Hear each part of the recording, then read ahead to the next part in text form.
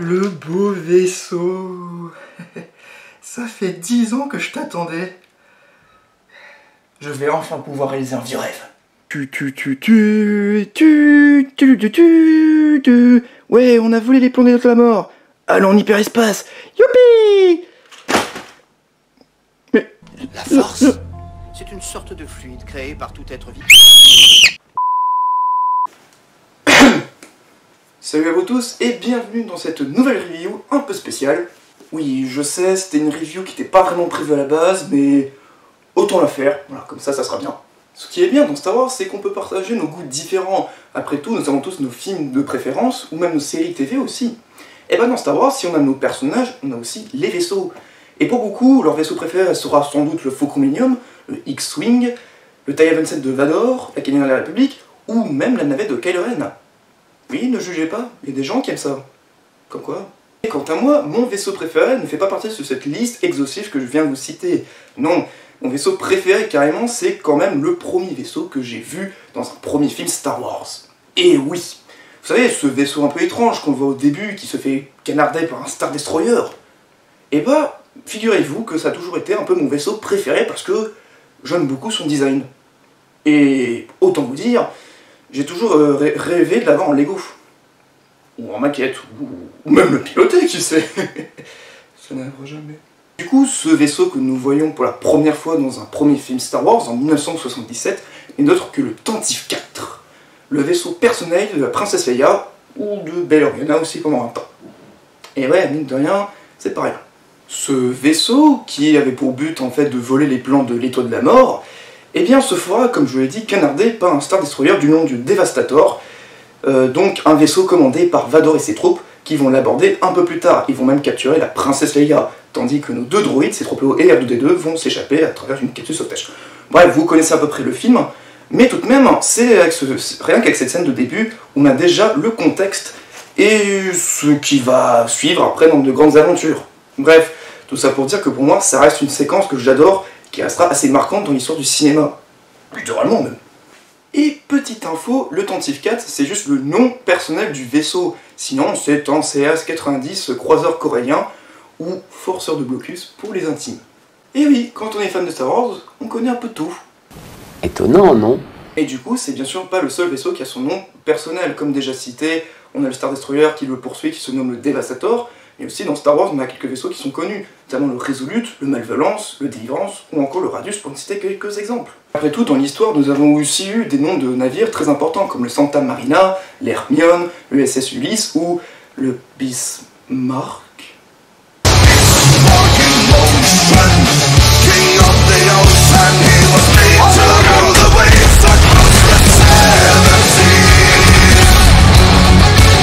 Écoutez du Sabaton, c'est très bien les enfants. Bref, tout ça pour dire que ce vaisseau, on le voit apparaître au début de l'épisode 4 durant une longue séquence assez géniale, et à la fin de Rogue One pour boucler la boucle avec le film originel. Bref, c'est un vaisseau qui aura marqué dans l'histoire de Star Wars, même si avant tout c'est un vaisseau à but diplomatique, bien entendu. Même si les CAS-90 croiseurs coréens sont utilisés notamment par la flotte rebelle comme croiseurs d'attaque, pouvant aussi s'échapper rapidement aux croiseurs imposants.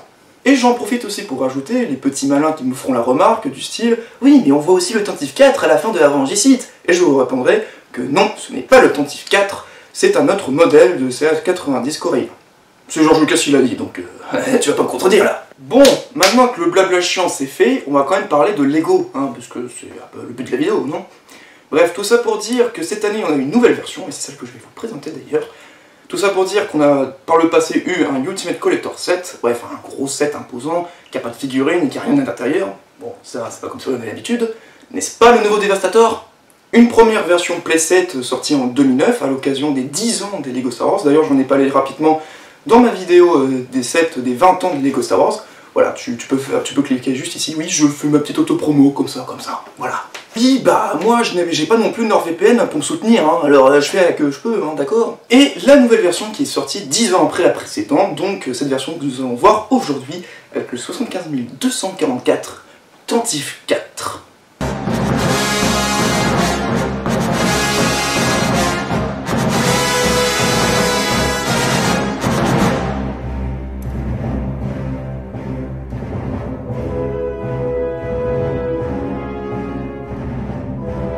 Sorti en début 2019, mesurant de 19 cm de long et incluant plein de petits détails, voilà un set qui nous promet bien de la part de Lego.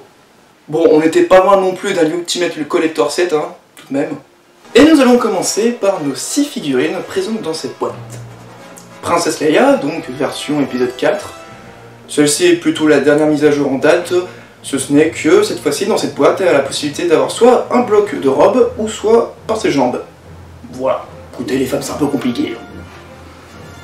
Les inséparables C3PO et R2-D2, là clairement pas de nouveauté non plus sur eux, ils sont sympathiques voire anecdotiques, donc tout simplement. Voilà. Capitaine Antil, qui était du coup le capitaine du vaisseau Tantive 4, jusqu'à ce qu'il lui arrive des embrouilles. Bref, du coup, une version sympathique aussi, assez bien sérigraphiée et assez bien ressemblant au film. Il y a une double tête, et quand on sait ce qui va lui arriver dans le film... Where is the ambassador? Eh ben, j'espère qu'il a pris beaucoup de Doliprane après, hein. Un soldat rebelle de la flotte, donc qui est aussi très sympathique, une dernière mise à jour en date. Bref, aussi sympathique, avec ses graphiques aussi sympas, une double tête. Bref, une figurine sympathique. Et la nouveauté, Bail Organa, ça y est, sa première version enfin faite par Lego, donc il est dans sa version Rogue One, donc avec une cape verte et des séries graphiques vraiment pas mal aussi, et aussi la tête bien ressemblant à l'acteur. Voilà. Nice. On peut aussi pignaler que finalement en fait les 5 premières figurines étaient déjà présentes dans le set il y a 10 ans, et que c'est plus ou moins des rééditions. Bon, vu qu'on a une nouvelle figurine au moins dans ce set, et que c'est quand même toujours plaisir d'en avoir, on va pas non plus râler pour rien, hein. Au niveau du vaisseau, eh bien, c'est une belle reproduction, hein, comme d'habitude de la part de Lego quand même, qui arrive à bien s'appliquer sur ces sets. Donc là, clairement, on a vraiment des détails très intéressants, avec quand même les 11 moteurs bien alignés comme il faut, et plein de petites choses vraiment qui complètent bien le set, et qui est très agréable à voir. Pour rester dans le positif, clairement, le set a été fait pour être jouabilité, donc clairement avec plein de petits détails comme cité, notamment avec les petites tourelles qui peuvent en effet tourner à 360 degrés et assez sympathiques. Les tourelles d'en haut et en bas qui peuvent aussi se déplacer, assez sympathiques dans l'ensemble. On peut bien sûr jeter des petits tenons rouges, des missiles à ressort en dessous de l'appareil, clairement. Si, pourquoi pas. En soulevant la toiture avant, on a une jouabilité à l'avant, donc on peut mettre des personnages, et nous avons donc une sorte de chambre sénatoriale avec plein de petits accessoires et de détails assez sympathiques tout de même. Au niveau du cockpit aussi on peut mettre 2 pilotes, donc le cockpit qui peut s'ouvrir facilement, avec quelques petits détails, des commandes, des boutons, bref, des trucs sympathiques. À l'arrière du vaisseau, avec une petite soute, nous pouvons mettre en place un dispositif de rangement de missiles, pourquoi pas après tout. Comme dans le film, on peut mettre en place C3PO et R2 dans des capsules de sauvetage, en arrachant tout simplement les 2 tubes. Attends quoi? Et ça, c'est pas une capsule de sauvetage, ça, ce sont les tubes de lancement des capsules de sauvetage, ça n'a aucun sens! Ça, c'est une capsule de sauvetage. Et l'antenne qui est assez réussie sert aussi de poignée pour le vaisseau, donc on peut le soulever assez facilement et assez de manière confortable, si on peut le dire. Bref, dans l'ensemble, ça en fait un charmant set et c'est très sympathique à collectionner ou jouer avec. Mais comme vous le savez, et comme nous le dit Chuck Norris, la perfection n'existe pas. Et évidemment, on va passer dans les aspects négatifs du set. Soulever le vaisseau est peut-être d'une manière confortable, mais si vous ne le soulevez pas du bon sens, eh bien vous aurez des pièces qui à chaque fois vont partir et seront assez désagréables pendant vos amusements, si on peut le dire. La partie de l'avant était sympa, mais on ne peut mettre que 2 figurines, car si vous en mettez d'autres, eh bah la toiture ne peut pas se refermer correctement. Ce qui fait que c'est très chiant hein, pour jouer avec. C'est con. Le cockpit, il est sympa lui aussi, sauf que bon, déjà, quand tu enlèves les parties, tu les arraches complètement de manière assez brutale, et donc c'est complètement con. Et en plus, les postes de pilotage sont vraiment pas foufou comparé à l'ancienne version, qui avait un peu plus de petits détails, et qui avait en plus une ouverture très facile au moins du cockpit. Et si vous me connaissez bien, vous savez très bien que je méprise totalement les stickers. Vous savez, ces trucs là que t'es pas censé de bien les coller foutrement bien. Bref, surtout que t'en as sur le cockpit, mais c'est moche! Et en plus, c'est super chiant à les mettre. Vous auriez pas pu faire un cockpit avec une verrure et des sérigraphies avec, c'était trop demandé. Et enfin, les capsules sauvetage, eh bien, qui déjà n'ont strictement aucun sens, mais en plus n'ont même pas de bouton de commande, et on a du mal à mettre les 2 personnages dans le cockpit, tout simplement. Enfin, dans la capsule quoi. Enfin, un dernier point négatif, son prix quand même, 220 €. Ah oui, quand même, faut s'investir là-dedans. Hein. Bon, moi j'ai quand même pu me l'offrir, mais je peux vous dire, c'est pas donné pour tout le monde. Hein. Bon, après cela, nous avons donc la boîte, qui est quand même une boîte assez imposante, faut le dire. Une grande boîte, hein, quand même, je vais pas vous le cacher, c'est pratiquement ma plus grande boîte de ma collection, tout de même. Et la boîte est assez stylée, que ce soit à l'avant ou derrière, donc clairement, une boîte qui fait presque un Ultimate Collector 7. C'est un peu dommage, mais voilà, c'est quand même sympa après. Hein. Et pour la première fois en 6 ans de review, je vais enfin vous parler du manuel d'instruction, parce que clairement, il y a des choses à dire. Clairement, on a une bonne présentation. Bon, le manuel est assez grand, il y a assez beaucoup de pages, hein, faut le dire. Mais clairement, nous avons donc des pages intéressantes, notamment au début, avec la conception du set, notamment portée par les 3 concepteurs de nationalités différentes, avec pas mal de notes, d'écrits, d'interviews, mais aussi des photos du Tantificate durant sa pré-production en maquette, des informations sur le vaisseau et entre autres des anecdotes sur le set. Bref, c'est aussi très sympathique. Tout de même, pour payer un prix assez cher, on a au moins un peu de visibilité, c'est déjà ça.